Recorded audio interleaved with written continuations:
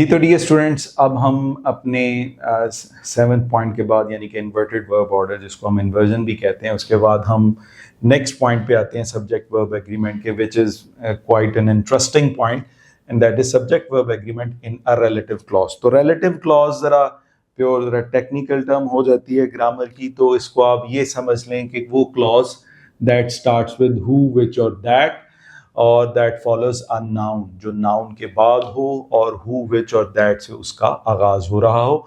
अगर हम यहाँ पे इस सेंटेंस में आए तो हमें यहाँ पे ये नज़र आता है कि this which is on the table, ये एक रिलेटिव क्लॉज है।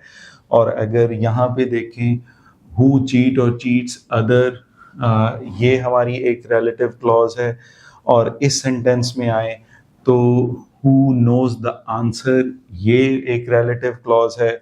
और इस सेंटेंस में आए दिस वन में तो who has done honor to the country, ये सारी की सारी आखिर में जो है वो रिलेटिव क्लॉज है। और इस सेंटेंस में जो है कि who has और have won a gold medal in the Olympics।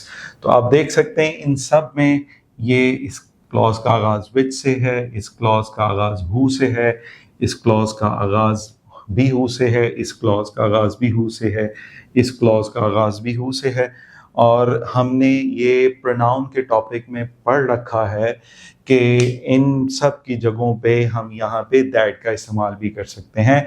अब हमारा पॉइंट ये है कि this segment is a relative clause, this is a relative clause. इसमें जो वर्ब आएगा, ये जो इज़ या आर है, इसमें जो चीट या चीट्स है, इसमें जो नो या नोज है, इसमें हैज़ या हैव है, और इस रिलेटिव क्लॉज में भी हैज़ और हैव जो है, इसमें से कौन सा वर्ब हमारा आएगा। So as a basic principle अगर हम जहन में रखें या देखें तो रिलेटिव क्लॉज के अंदर आने वाला जो वर्ब है, it agrees with the antecedent of the clause. ये जो नाउन है, ये वो नाउन है जिसके लिए हमने ये रिलेटिव क्लॉज इस्तेमाल की है, जिसके लिए हमने ये हु, विच या दैट की क्लॉज जो है वो इस्तेमाल की है। सो ये नाउन इस क्लॉज का रिलेटिव, इसका ये नाउन एंटीसीडेंट है इस क्लॉज का। और यहाँ पे द पीपल जो है वो नाउन है जो कि इस रिलेटिव क्लॉज का एंटीसीडेंट है। तो बेसिक प्रिंसिपल डियर स्टूडेंट्स ये है कि रिलेटिव क्लॉज के अंदर जो वर्ब आता है वो उसी नाउन के साथ जो कि उसका एंटीसीडेंट है, वही नाउन जिससे नेक्स्ट हमने प्लेस की है एक रिलेटिव क्लॉज, उसके साथ एग्री करता है। So this relative clause has been placed next to this noun, so इसमें आने वाला वर्ब इसके साथ एग्री करेगा। दिस रिलेटिव प्रोनाउन और this whole relative clause has been placed next to this noun, so इसमें वर्ब जो आएगा वो इस नाउन के साथ एग्री करेगा क्योंकि ये इसका एंटीसीडेंट है। तो अब अगर हम देखें this sentence would read the book which is or are on the table is mine, तो इसमें जो वर्ब आएगा इस रिलेटिव क्लॉज में वो बुक के मुनासिबत से हमारा इज आएगा और आर यहाँ पे लगना गलत होगा। और अगर हम इस सेंटेंस में जाएं तो हमारा जो सब्जेक्ट इस जिसके मुताबिक जो एंटीसीडेंट जिसके मुताबिक हमने यहाँ पे वर्ब यूज़ करना है वो पीपल है। और अगर हम पीपल को देखेंगे तो ऑब्वियसली ये सिंगुलर है और ये प्लूरल है। पीपल को देखते हुए चूंकि ये नंबर में प्लूरल है, हम चीट यूज़ करेंगे, चीट से इस्तेमाल करना गलत होगा। And this sentence would read as the people who cheat others often suffer from guilt complex. तो लिहाजा क्या कहते हैं कि इसकी करेक्शन में इस पीपल की वजह से हम एक प्लूरल वर्ब यूज कर रहे हैं जिसके साथ एस और एस की एडिशन नहीं हमने की, और इस नाउन की वजह से जो कि इस क्लॉज का एंटीसीडेंट है उसकी वजह से हम यहाँ पे बुक सिंगुलर है तो यहाँ पे इज यूज कर रहे हैं। सो ये इसकी सिंपल और बेसिक बात है। इससे जो नेक्स्ट पॉइंट है, यहाँ पे जो रिलेटिव क्लॉज है, आप देखें कि इस रिलेटिव क्लॉज का जो एंटीसीडेंट है वो यहाँ पे किस नाउन के साथ है, फ्रेंड्स। लेकिन इसकी खास बात यह है कि इससे पहले भी अगर थोड़ा जाएं तो यहाँ पे वन भी मौजूद है। सो यहाँ पे बहुत दफ़ा जब बच्चे इस पर्टिकुलर स्ट्रक्चर को, जो कि इससे मुख्तलिफ है, यहाँ पे इससे पहले वन ऑफ वाली फ्रेज मौजूद नहीं है, सिंपली एक नाउन मौजूद है, यहाँ पे वन ऑफ वाली फ्रेज का इख्तितामी नाउन है जो कि एक प्लूरल नाउन है वो मौजूद है। इस सूरत में डियर स्टूडेंट्स, बच्चे जब इस रिलेटिव क्लॉज के अंदर वर्ब यूज करते हैं तो वो हम अपना इस क्लॉज का एंटीसीडेंट वन को देखते हैं, ना कि फ्रेंड्स को देखते हैं। इस सूरत में इस रिलेटिव क्लॉज का एंटीसीडेंट जो है वो यही माना जाता है, ये नाउन ही है जो कि एक्चुअली इस क्लॉज का एंटीसीडेंट है, उसी के मुताबिक यहाँ पे हमने वर्ब यूज करना है। अब अगर हम देखें कि ये जो नाउन जिसके साथ ये यूज किया गया है कि हु वाली क्लॉज, तो ये नंबर में प्लूरल है। अगर ये नंबर में प्लूरल है तो हमारी जो ऑप्शन होगी यहाँ पे इस प्लूरल की वजह से, ये प्लूरल वर्ब जिसके साथ है, सॉरी इसकी एडिशन नहीं है, ये होगी और ये वाली हमारी ऑप्शन गलत होगी। अगर खुदा ना खास्ता बच्चा इस फ्रेंड्स को एंटीसीडेंट कंसिडर ना करे बल्कि इस वन को कंसिडर करेगा तो फिर वो इसकी वजह से नोज ऑप्शन करेगा, जिसकी वजह से ये ऑप्शन गलत हो जाएगी। सो देखने की बात ये है कि इसको हमने एंटीसीडेंट कंसिडर करना है। अगर हम जो है वो इस हु का एंटीसीडेंट इस वन को कंसिडर करेंगे तो ये कंसिडर किया जाना गलत होगा और इससे हमारा सेंटेंस भी गलत हो जाएगा। सो ये इसका जो है वो एक डिफरेंट पॉइंट था।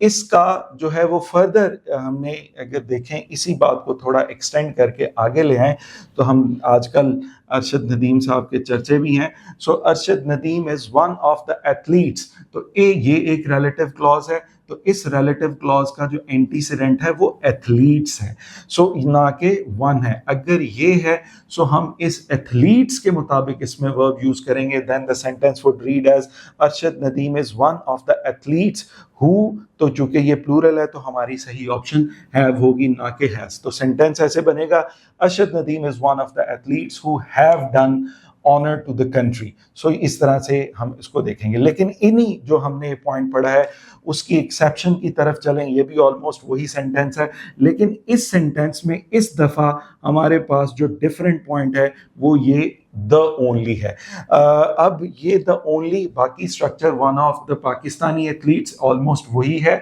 और इसके बाद भी एक रिलेटिव क्लॉज है, लेकिन फर्क जो चीज है वो इस द ओनली का है। तो ये जो द ओनली है ये क्या करता है, अगर इसमें भी देखें तो ये हमारे पास क्या कहते हैं कि एथलीट्स ही है जो कि प्लूरल है, लेकिन ये द ओनली की प्रेजेंस डियर स्टूडेंट्स यहाँ पे बड़ी इंपॉर्टेंट है, क्योंकि ये द ओनली जो है वो इस क्लास के एंटीसीडेंट को इस द ओनली की वजह से हम सिंगुलर मानेंगे और हमारा जो शिफ्ट है एज एन एंटीसीडेंट वो इसकी बजाय इस पे हो जाएगा और हम इस वन को मानते हुए इस द ओनली की प्रेजेंस की वजह से अब हम इसको इग्नोर करेंगे, हम इसको मानेंगे और इसकी मुनासबत से जब हम वर्ब यूज करेंगे तो ये नहीं होगा बल्कि ये होगा। For example, Arshad Nadeem is the only one of the Pakistani athletes who has one आएगा अ गोल्ड मेडल। तो इस सूरत में हमारा जो वर्ब यहाँ पे हो सकता है वो हैज हो सकता है, अगर कोई और होगा वो इज हो सकता है, अगर कोई और होगा तो वो वॉज भी हो सकता है, अगर कोई और होगा तो वो डज भी हो सकता है, डज के साथ फर्स्ट फॉर्म यूज हो सकती है, और अगर फॉर एग्जांपल फर्स्ट फॉर्म होगी तो उसके साथ हम सॉरी एस की एडिशन भी कर सकते हैं। तो ये फर्क किसकी वजह से आया, इस द ओनली की वजह से आया। तो अब हम इस सारे का अगर क्रक्स करें तो बेसिक बात, बुनियादी बात जो सब पे अप्लाई जनरली होती है वो ये है कि देखा ये जाता है कि इस रिलेटिव क्लॉज का एंटीसीडेंट क्या है, ये जैसा उस एंटीसीडेंट का नंबर होगा वर्ब भी वैसा आएगा। यहाँ पे सिंगुलर था तो हमने वर्ब सिंगुलर लगाया, यहाँ पे पीपल है ये प्लूरल है इस क्लॉज का एंटीसीडेंट, तो इसके बाद जो हमने वर्ब लगाया वो भी प्लूरल लगाया।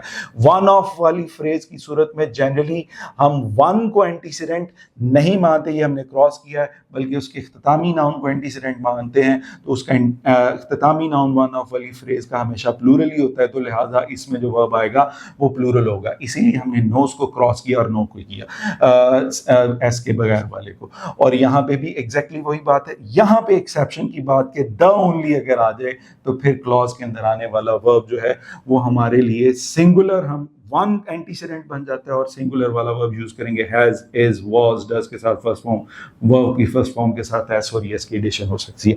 तो ये हमारा subject verb agreement in relative clause, या सादा लफ्जों में ये कह लें कि हु, विच और दैट के बाद जो वर्ब है वो किस तरह से आएगा। सो डियर स्टूडेंट्स, इसके बाद हमारा जो नेक्स्ट पॉइंट है जिस पे अब हम बात करेंगे, दैट इज परसेंटेजेस और रेशियोज जो होती हैं, अगर वो हमारे पास सेंटेंस में सब्जेक्ट के तौर पर आ जाएं तो फिर हम उनके साथ वर्ब कैसा करते हैं। This is quite an easy point. आप जरा परसेंटेज और रेशियो को देख लीजिएगा कि ये क्या है, 25% ऑफ द बजट, ये एक परसेंट है, और a quarter of the new employees ये हमारे पास है, ये परसेंटेज और रेशियो में से, और 2/3 ऑफ द पॉपुलेशन, ये हमारे पास जो फ्रेज है क्या कहते हैं कि जो कि एक परसेंटेज या रेशियो को रिप्रेजेंट करती है। इसका सिंपल असूल डियर स्टूडेंट्स ये है कि हम इस 25, अ क्वार्टर या 2/3 के मुताबिक हम वर्ब का इस्तेमाल नहीं करते, बल्कि इस 25% का इख्तितामी नाउन कैसा है,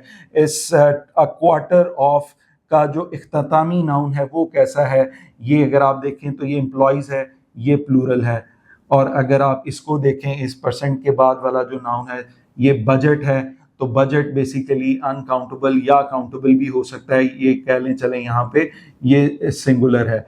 और अगर हम यहाँ पे 2/3 का इख्तितामी नाउन देखें तो ये एक पॉपुलेशन है, ये आप कलेक्टिव के तौर पे आप इसे यूज़ कर सकते हैं, यहाँ पे हम उसे कह सकते हैं कि कलेक्टिव कह लें। सो इस सूरत में हमारे पास जो वर्ब हम यूज़ करेंगे तो वो डिपेंड करेगा कि इसका इख्तितामी नाउन कैसा है। बजट सिंगुलर सेंस में यूज होगा यहाँ पे, तो हम यहाँ पे इस का इस्तेमाल करेंगे, ना कि आर। तो ये सेंटेंस कैसे पढ़ा जाएगा, 25% ऑफ द बजट, ये सिंगुलर की सेंस में है तो इज आएगा, आर नहीं आएगा, एलोकेटेड टू हेल्थ। और a quarter of the new employees, तो अब इस क्वार्टर का जो इख्तितामी नाउन है दैट इज अब हमारे पास जो है वो एम्प्लॉयज है। सो इस एम्प्लॉयज को देखते हुए हम जो वर्ब यूज करेंगे that would be are not is, तो ये प्लूरल के तौर पे हम इसे इस्तेमाल करेंगे। और इसी तरह 2/3 ऑफ द पॉपुलेशन है तो इसको यहाँ पे हम सिंगुलर के तौर पे कंसिडर करेंगे और हमारी सही ऑप्शन जो है वो इज होगी, ना कि आर होगी। तो परसेंटेजेस और रेशियोज की जो समरी है डियर स्टूडेंट्स वो ये है कि हमने सिंपली ये देखना है कि इनका इख्तितामी नाउन कैसा है, 20%, 30% के तौर पे हो, क्वार्टर हो, 2/3 हो, उसका इख्तितामी नाउन कैसा होगा ये हमें देखना होगा और इसके मुताबिक हमने वर्ब का इस्तेमाल करना है। अगर ये सिंगुलर आ गया तो हमारे लिए वर्ब भी सिंगुलर है, अगर ये प्लूरल आ गया तो हमारे लिए ये ऑप्शन जो आर की है ये भी प्लूरल यूज की थी, और अगर ये आ गया तो हमारे लिए यहाँ पे कलेक्टिव नाउन आ गया तो ये भी सिंगुलर सेंस में लिया जाएगा यहाँ पे, तो इसलिए हम इसके साथ इसका इस्तेमाल करेंगे। सो डियर स्टूडेंट्स, इसके बाद जो नेक्स्ट पॉइंट है उसके लिए हम चलते हैं अगले बोर्ड पे। So dear students, this is the 10th point of our lecture, और इसमें जो हम बातें करेंगे वो ये हम देखते हैं कि अगर सेंटेंस के सब्जेक्ट में प्रॉपर नाउन्स जो कि मे बी किसी कंपनी का नाम हो, मे बी किसी कंट्री का नाम हो, और मे बी जो है वो किसी प्लेस का नाम हो, मे बी किसी बुक का टाइटल हो, किसी पोएम का टाइटल हो, किसी नॉवल का टाइटल हो, वो क्या कहते हैं कि अगर हमारे पास सब्जेक्ट बन जाए, या word as an entity, word को हम ना के इस तरह से देखें कि कोई ऑब्जेक्ट है या क्या कहते हैं कि कोई पर्सन है या कोई idea, not in terms of person, object और आइडिया, बल्कि वर्ड को वर्ड के तौर पे ही कंसिडर करें, तो फिर हम उसको किस तरह से यूज करते हैं एज अ सब्जेक्ट। तो इन 3 पॉइंट्स के हवाले से हमारे पास यहाँ पे एग्जांपल्स मौजूद हैं। तो सबसे पहले हम अगर देखें तो हमारे पास है द बार्कलेज प्रोवाइड और provide services in banking and investments. So ये जो बार्कलेज है ये लिखने में आप देख सकते हैं कि इसके इख्तिताम पे एस है, बट चूंकि ये किसी एक कंपनी का नाम है, ये उसका प्रॉपर नाउन है, so the name of the companies or organization even if they are spelled as plural तो वो सिंगुलर के तौर पे ही कंसिडर किए जाते हैं। तो लिहाजा अगर बेशक ये एस इसके साथ है लेकिन चूंकि कंपनी का नाम है तो सिंगुलर, तो इसलिए हमारी इसके साथ जो ऑप्शन होगी दैट वुड बी प्रोवाइड। सो ये लगाया जाना यहाँ पे गलत होगा। इसी तरह दूसरी यहाँ पे एक एग्जांपल है, इसमें भी एक कंपनी का नाम है द प्रॉक्टर एंड गैम्बल्स। तो अगेन यहाँ पे जो नाम है उसमें एंड भी मौजूद है और आखिर में गैम्बल्स भी है, लेकिन इसके बावजूद because this is the name of one company, तो हम इसके लिए जो इसको सिंगुलर मानते हुए, एक एंटिटी, सिंगुलर एंटिटी मानते हुए इसके लिए जो वर्ब यूज करेंगे दैट वुड बी प्रोड्यूसेस, और यहाँ पे प्रोड्यूस का इस्तेमाल किया जाना गलत होगा। तो the sentence would read as the Procter and Gamble's produces a variety of household and personal care products। तो ये हमारी जो है वो सेंटेंस की रीडिंग होगी।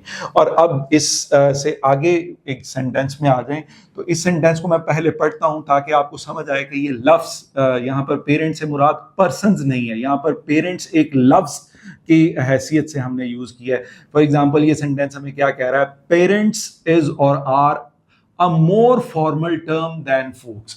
तो ये पेरेंट को हमने एक टर्म के तौर पे, एक वर्ड के तौर पे इस सेंटेंस में जो है वो यूज किया है। और इसी तरह से kids is or are a commonly used word, तो हमने यहाँ पे लव्स किड को एज अ वर्ड यूज किया है। अब असल बात यह है कि ये स्पेल होने में प्लूरल है, ये भी स्पेल होने में प्लूरल है, लेकिन चूंकि हम इसे यहाँ पे एक टर्म या वर्ड के तौर पे यूज कर रहे हैं तो इसका एग्जिस्टेंस सिंगुलर है। तो लिहाजा इस सेंटेंस को ऐसे पढ़ेंगे, parents is a more formal term than folks. और किड्स चूंकि ये एक वर्ड के तौर पे यूज हुआ है तो लिहाजा ये भी सिंगुलर सेंस में ही यूज होगा, kids is a commonly used word for children.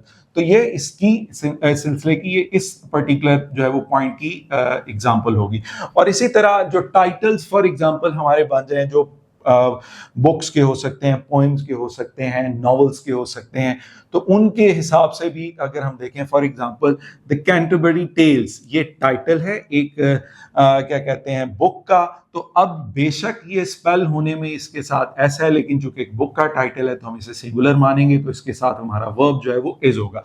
The sentence would read as The Canterbury Tales is a collection of stories by Chaucer। Chaucer एक पोइट का नेम है, तो ये क्या कहते हैं कि उसकी बुक का जो है वो नाम है। तो चूंकि ये बुक का नाम है तो ये सिंगुलर सेंस में आएगा। इसी तरह द क्रॉनिकल्स ऑफ नानिया, तो चूंकि ये भी एक मशहूर बुक का नाम है तो लिहाजा ये भी सिंगुलर सेंस में आएगा। तो इसके साथ हमारी जो सही ऑप्शन होगी वो एक्सप्लोर्स होगी, और हमारे लिए यहाँ पे एक्सप्लोर इस्तेमाल किया जाना गलत होगा। सो इस सारे पॉइंट का डियर स्टूडेंट्स क्रक्स ये हुआ कि प्रॉपर नाउन हो, एक लफ्ज को लफ्ज के तौर पे ही, ना कि पर्सन, प्लेस और आइडिया के तौर पे लिया जाए, और टाइटल को जो है वो टाइटल के तौर पे लिया जाए, चाहे वो किसी बुक का हो, चाहे वो किसी नॉवल का हो, चाहे वो मे बी किसी पर्सन का हो, तो हम उसको सिंगुलर एंटिटी मानते हुए उसके साथ सिंगुलर वर्ब यूज करते हैं। Singular verb use again is होगा, सिंगुलर वर्ब वाज होगा, सिंगुलर वर्ब हैज होगा, सिंगुलर वर्ब डज के साथ फर्स्ट फॉर्म होगी, और या अगर फर्स्ट फॉर्म होगी तो उसके साथ एस और एस की एडिशन होगी। सो ये स्टूडेंट्स के बाद हमारे इस लेक्चर का लास्ट पॉइंट, ये इस एक्चुअली इसमें 3 पॉइंट्स है इस पर्टिकुलर पॉइंट में, तो आखिरी पॉइंट जो है वो हमारे पास है कि टाइम, डिस्टेंस, मनी और वेट के जो एक्सप्रेशंस हैं, जब हम इनको एज अ यूनिट जो है वो के तौर पे यूज करते हैं, एक अनकाउंटेबल एंटिटी के तौर पे यूज करते हैं, तो हम इसको सिंगुलर मानते हैं, then we consider them as singular। तो ये हम फिर उसे सिंगुलर मानते हैं। टाइम, डिस्टेंस, मनी, वेट को एक यूनिट के तौर पे, एक अनकाउंटेबल एंटिटी के तौर पे सिंगुलर जब हम उसे मानते हैं, सिंगुलर सेंस में उसे उस वक्त लेते हैं। तो जब हम इसे सिंगुलर सेंस में लेंगे तो इसके साथ जो वर्ब आएगा वो हमारे लिए क्या होगा, now you can very well guess that. और ये हमने इस लेक्चर के शुरू में बात की थी कि अनकाउंटेबल की सेंस में जब हम किसी नाउन को लेंगे उसके साथ जो वर्ब लगाएंगे वो सिंगुलर सेंस वाला ही लगाएंगे।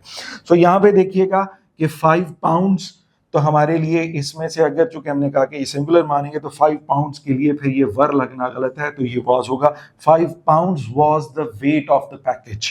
तो ये यहाँ पे 5 पाउंड्स जो है ये इस वेट का एक यूनिट है। तो जब ये एक यूनिट है तो ये एक अनकाउंटेबल एंटिटी के तौर पे देखते हुए हम इसके साथ वर्ब सिंगुलर वाला यूज करेंगे। इसी तरह 1000 pounds was or were the reward for the money। तो लिहाजा यहाँ पे जो 1000 पाउंड्स है दैट इज यूनिट, एक uncountable unit of the reward के तौर पे हम उसे ले रहे हैं। तो लिहाजा ये यहाँ पे भी सिंगुलर सेंसेस के साथ यूज करेंगे और वर्ब का इस्तेमाल ये गलत होगा। सो 1000 पाउंड पाउंड्स वॉज के तौर पे यूज किया जाएगा। तो ये हमारे पास जो है वो वेट का एक्सप्रेशन है, ये हमारे पास क्या कहते हैं जी कि मनी का एक्सप्रेशन है, और यहाँ पे अगर आप देखें तो ये डिस्टेंस का है। तो the sentence reads as the 3 feet was or were the height. So ये 3 feet is the unit of a height. तो लिहाजा अगर हम इसको 3 feet, जो कि लिखने में बेशक 3 है लेकिन हम इसको सिंगुलर सेंस में यूज करेंगे और इसके साथ वर्ड का इस्तेमाल नहीं करेंगे। The 3 feet was the height of the obstacles. तो फिर इसके बाद आखिरी जो है वो टाइम का आ गया। तो टाइम में अगर आप देखें 10 years is or are the sentence given. So what is 10 years? That is the sentence. तो ये एक यूनिट है, सिंगुलर सेंस में बन गया, और अगर ये बनेगा तो इसके साथ भी जो हमारी सही ऑप्शन है ये इज होगी, आर नहीं होगी। सो टाइम, डिस्टेंस, मनी और वेट को जब हम यूनिट एस्टेब्लिश कर दें एक अनकाउंटेबल एंटिटी के तौर पे या सिंगुलर एंटिटी के तौर पे देख लें, तो फिर हम उसके साथ जो वर्ब लगाएंगे वो सिंगुलर वाला यूज करेंगे। लेकिन इसकी एक ये एक्सेप्शन पॉइंट कह लें। एक्सेप्शन पॉइंट ये है कि 50 rupees is or are scattered on the road. अगर आप इस सेंटेंस में देखें तो यहाँ पर 50 रुपीज से मुराद उसके बिल्स या नोट्स हैं, और बिल्स और नोट्स जो हैं वो अलहदा से स्कैटर्ड हैं। तो इसकी जो सेंस है वो एक यूनिट वाली नहीं है बल्कि नोट्स की है, जो कि सेंटेंस ही बता रहा है स्कैटर्ड है। तो इस मुनासबत से this is no more a unit. जब ये यूनिट नहीं है तो फिर ये सिंगुलर के तौर पे ट्रीट नहीं होगा, तब ये प्लूरल के तौर पे ट्रीट होगा। इस सूरत में इसकी जो ऑप्शन है वो आर होगी। इसी तरह अगर हम ये सेंटेंस देखें तो ये बता रहा है last 3 minutes was or were very precious. So अगर हम इस सेंटेंस में देखें तो हमारे पास कोई एक ऐसा वर्ड नहीं है जो लास्ट 3 minutes को जो है वो एज ए यूनिट जो है वो एस्टेब्लिश करे। तो अब यहाँ पे हम लास्ट 3 minutes के लिए हम was की बजाय वर जो है वो यूज कर सकते हैं। This is no more a unit. तो इसलिए जब ये यूनिट नहीं है तो हम इसके साथ was की बजाय वर का इस्तेमाल कर सकते हैं। तो dear students, time, distance, money, weight के expressions as a unit uncountable entity singular के तौर पे देखे जाएंगे और इनके साथ वर्ब सिंगुलर होगा। और जब ये यूनिट नहीं है, ये सेपरेट एंटिटीज के तौर पे देखे जाते हैं या इनमें कोई ऐसा वर्ड नहीं है सेंटेंस में जो कि इनको यूनिट एस्टैब्लिश करे, तो तब ये प्लूरल भी हो सकते हैं। सो उस सूरत में इनके साथ जो वर्ब है वो वॉज नहीं आएगा, वो वार आएगा। उसके साथ इज नहीं आएगा, आर आएगा। हैज नहीं आएगा, हैव आएगा। सो ये स्टूडेंट्स, ये हमारा इस टॉपिक का जो है वो लास्ट पॉइंट था जिसमें हमने देखा कि टाइम, डिस्टेंस, मनी और वेट के यूनिट्स के साथ हम क्या इस्तेमाल करते हैं। अब ये स्टूडेंट्स, मैं चाहूँगा कि इस सारा जो पॉइंट हमने इसमें देखा, जो कि हम पहले भी बात कर चुके हुए हैं, कि हम अपने लेक्चर को ज़रूर इस तरह से एट द एंड जाके इस तरह से रिवाइज करेंगे कि चीज़ें हम रिकंस्ट्रक्ट कर सकें, एक बेहतर वे से हम चीज़ों को रिकॉल करने के काबिल हो जाएं और स्ट्रक्चर्ड वे में हम चीज़ों को लेकर चल सकें। सो इसी पॉइंट को जहन में रखते हुए हम शुरू करते हैं या देखते हैं कि हमने ये बात शुरू कहाँ से की थी। तो हमने ये बात जो है वो सबसे पहले 3 क्वेश्चन से शुरू की थी, और वो क्या थे कि what is verb, what is a subject, and how to locate it। ये हमने यहां से बात शुरू की थी। और इसी ज़िमन का तीसरा क्वेश्चन ये था, what is meant by agreement। तो इनके एग्रीमेंट से जो है वो क्या मुराद है, ये हमने सीखा। एग्रीमेंट के बारे में हमने बोला था कि ये नंबर का एग्रीमेंट होता है। सब्जेक्ट के बारे में हमने बोला था कि ये वो वर्ड है जिसके लिए सारा जो है वो सेंटेंस एक्चुअली होता है, और ये जनरली वर्ब से पहले प्लेस किया जाता है। वर्ब क्या होता है, हमने कहा ये एक्शन वर्ड भी होता है और स्टेट भी होता है। तो this was the first point जो हमने सीखा, और हमने यहीं पे तय किया था कि नंबर के एग्रीमेंट में क्या मुराद है, कि सब्जेक्ट सिंगुलर, और स्पिरिट तय की थी कि सब्जेक्ट अगर सिंगुलर होगा तो वर्ब भी सिंगुलर होगा, और अगर सब्जेक्ट प्लूरल होगा तो उसके साथ आने वाला वर्ब भी प्लूरल होगा। सिंगुलर वर्ब से क्या मुराद है, जो है वो प्लूरल वर्ब से क्या मुराद है, ये वहां पे हमने देखा। फिर हमने देखा कि इस चीज सारी प्रोसेस को डिफिकल्ट बनाने वाली, डिफरेंट बनाने वाली जो चीज है वो बेसिकली वेराइटी ऑफ सब्जेक्ट है। तो दूसरा पॉइंट जो हमने यहाँ पे सीखा था, that was about the variety of subject. Variety of subject में हमने क्या सीखा था, वैरायटी ऑफ सब्जेक्ट में हमने देखा था कि हमारे पास एक नाउन भी सब्जेक्ट हो सकता है, हमने देखा कि एक प्रोनाउन भी जो है वो सब्जेक्ट हो सकता है, हमने देखा कि एक इन्फिनिटिव फ्रेज भी जो है वो सेंटेंस का सब्जेक्ट हो सकती है, हमने देखा कि एक जेरेंड फ्रेज भी सेंटेंस का सब्जेक्ट हो सकती है, हमने देखा कि एक नाउन फ्रेज भी जो है वो सेंटेंस का सब्जेक्ट हो सकती है, और ये भी हमने देखा कि एक नाउन क्लॉज भी जो है वो सेंटेंस का सब्जेक्ट हो सकती है। और दूसरी हमने ये बात सीखी कि जब तक ये एक ही है, सिंगुलर ही है, तो ये इन्फिनिटिव फ्रेज हो, जेरेंड फ्रेज हो, नाउन फ्रेज हो, प्रोनाउन हो, नाउन क्लॉज हो, जब तक ये एक ही है, सिंगुलर सेंस में है, तो इनके साथ जो वर्ब हम यूज करेंगे वो सिंगुलर वाला ही यूज करेंगे। फिर हमने बात आगे बढ़ाई तो हमने देखा कि हमारे पास ये भी होता है कि कंपाउंड भी सब्जेक्ट हो जाते हैं, तो इल्यूसिवनेस ऑफ द सब्जेक्ट बढ़ती जा रही है। तो कंपाउंड सब्जेक्ट होते हैं, किस तरह से कंपाउंड सब्जेक्ट एंड से होता है, हमने एक सिचुएशन ये पढ़ी। फिर हमने पढ़ा कि कंपाउंड सब्जेक्ट जो है वो आइदर और से, और नाइदर, नॉर से, और not only but also say हो जाता है जी, ये हमने पढ़ा। और इसके साथ और या नॉर की भी बात की। और आखिरी जो है वो प्रेपोजिशन या प्रेपोजिशनल फ्रेजेस की बात हमने की थी कि इससे भी सब्जेक्ट हमारा जो है वो कंपाउंड हो जाता है। सो एंड की सूरत में हमने कहा था कि प्लूरल होता है, वर्ब कैसा आता है, प्लूरल आता है, जनरली ये पढ़ो। फिर हमने ये कहा कि अगर वो 2 रोल्स 1 पर्सन हो तो वो सिंगुलर सेंस में है, और अगर वो एक इडियोमैटिक एक्सप्रेशन हो तो वो भी सिंगुलर है, और अगर एवरी से हो जाए या ईच से जो है वो हम मिला दें तो तब भी वो सिंगुलर है। इन तीनों सूरतों में हमने कहा कि ये सिंगुलर है, सिंगुलर सेंस में यूज किया जाएगा। 2 roles of 1 person, idiomatic expression हो, एवरी या ईच से जो है वो हम सब्जेक्ट को मिला दें। आइदर और से हमने कहा कि मिलाएं तो हम सेकंड वन के मुताबिक यूज करेंगे, इसके लिए हम सेकंड जो वर्ड होगा वो हमारा सब्जेक्ट होगा, इसके लिए हमने कहा जो फर्स्ट वन है वो हमारा सब्जेक्ट होगा। तो कंपाउंड सब्जेक्ट के हवाले से ये हमने बात की। फिर इसके बाद हमने जो नेक्स्ट पॉइंट था डियर स्टूडेंट्स वो था हमारा इंडेफिनिट प्रोनाउन का। सो इंडेफिनिट प्रोनाउन में हमने कहा कि वो सिंगुलर वाले भी होते हैं, इंडेफिनिट प्रोनाउन सिंगुलर वाले भी होते हैं, इंडेफिनिट प्रोनाउन जो है वो प्लूरल वाले भी होते हैं, और इंडेफिनिट प्रोनाउन हमने कहा बोथ वाले भी होते हैं। बोथ वाले में क्या था, वो प्लूरल सेंस में भी यूज होते हैं और उसके साथ साथ अनकाउंटेबल सेंस। तो सिंगुलर वाले के लिए सिंगुलर वर्ब, प्लूरल वाले के लिए प्लूरल वर्ब, बोथ वाले के लिए अकॉर्डिंग टू द सेंटेंस की सेंस या जो ऑफ फ्रेज के बाद लगा हुआ है उसके मुताबिक हम देखते हुए वर्ब लगा देंगे। तो ये हमारा जो है वो पॉइंट था। फिर इसके बाद हमने एक पॉइंट पढ़ा था ट्रिकी नाउन्स का। तो ट्रिकी नाउन्स के में पॉइंट ये था कि कुछ नाउन ऐसे हैं जो स्पेल कैसे करते हैं, स्पेल हैं प्लूरल, लेकिन यूज कैसे होते हैं, सिंगुलर। तो जब वो यूज सिंगुलर के तौर पे होते हैं तो उनके साथ वर्ब भी सिंगुलर ही आएगा, वर्ब उनके साथ सिंगुलर वाला ही आएगा। कुछ हमने कहा कि स्पेल जो हैं वो कैसे होते हैं, स्पेल सिंगुलर होते हैं, लेकिन यूज कैसे होते हैं, यूज होते हैं प्लूरल के तौर पे, तो उनके साथ वर्ब कैसा आएगा, वो भी प्लूरल वाला ही वर्ब आएगा। इसी तरह फिर हमने नेक्स्ट जो है वो पॉइंट पढ़ा कलेक्टिव नाउन का।